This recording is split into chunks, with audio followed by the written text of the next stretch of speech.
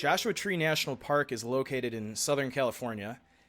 If you've listened to episode 1 of the podcast, we already went through a pretty detailed description of the park, so we're not going to do that again here. We are going to go into a more detailed description of where Laura went missing, which is the Indian Cove Campground.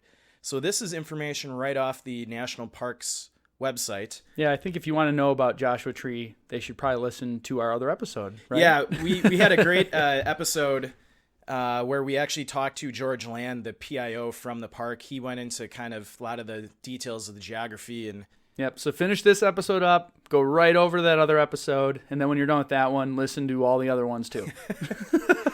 So, as we said, Laura went missing in Indian Cove Campground, which lies amid some huge steep rock formations, which Joshua Tree National Park is known for. Because of the proximity to many rock climbing routes, it is a popular camping location for climbers.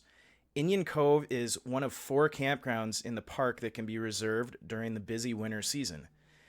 It is open on a first-come, first-served basis from June 1st to September 29th.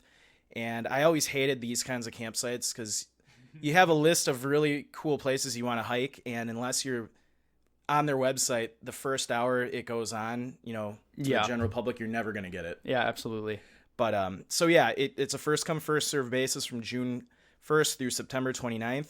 Travelers who enjoy warm, dry winters flock to Joshua Tree from October through May, when temperatures hover between 70 and 90 degrees during the day and drop to 40 to 60 degrees at night. So this is like super popular for people from the north. Yeah. Like I can imagine like everybody's trying to get there Joshua during the winter Tree months. is on my list. I've never been there. So hopefully in the next couple of years. Although with all the people that go missing there, maybe not. Maybe not. No, I still want to go.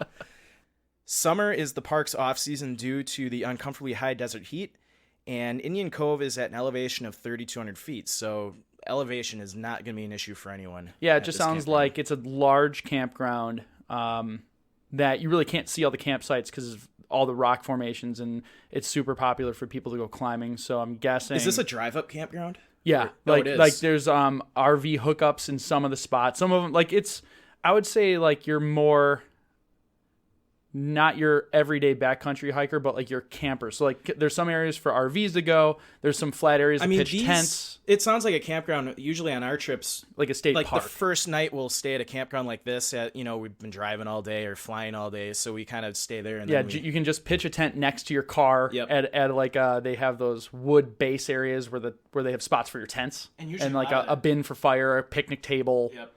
Some of them even have electricity. Showers. There's obviously there's restrooms. I don't know if they had showers, but there are restrooms. I'm guessing they have showers because it's super popular and right off the road. And usually a lot of these campgrounds, too, are kind of the starting point for a lot of the trails in the park. Sure. So, yeah, and I mean, in this one, we talked about in the last one, I'm not going to get too much into it so that people listen. But there's not a lot of long trails because it's desert, and you don't want to spend a ton of time in the desert. So I can imagine this is super popular for people. Just do some car camping, do quick day trips to different trails, or if you're a rock climber, from what it looked like in the images, we'll have a couple on the site, there's a ton of rock climbing routes right in the camping area. So, you can wake up and climb, and then you're right there. You don't have to like travel to go do it. Excellent. Well, that's a location profile of the campground area that Laura went